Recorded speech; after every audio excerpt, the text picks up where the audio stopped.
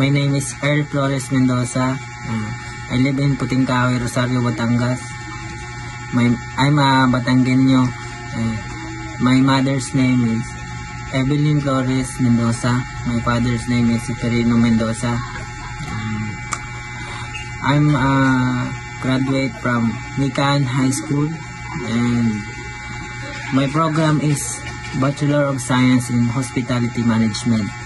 I chose this course because I want to learn more about cooking, but not just a cooking,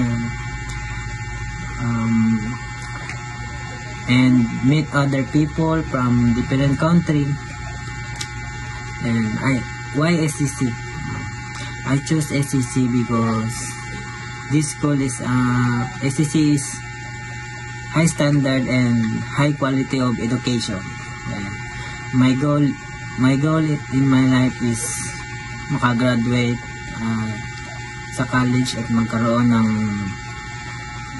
maayos na trabaho, makatulong sa pamilya.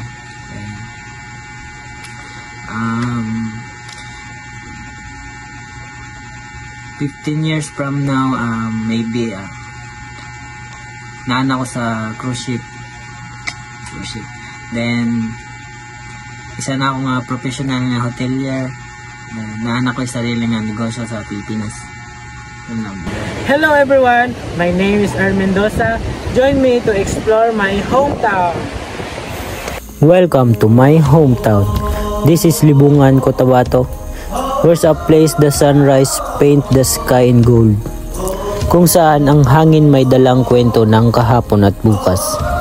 A place where time moves gently, but the memories last forever. A land of endless rice fields swaying like an ocean of green. Gentle rivers that carry the whisper of generations. And people whose heartbeat as one, no matter how far they wander. For Nikaan, every street, every tree, every smile tell a story. Of dreams whispered sa ilog, of laughter echoing in the palengke, of fiesta where the night sky bursts with color and music.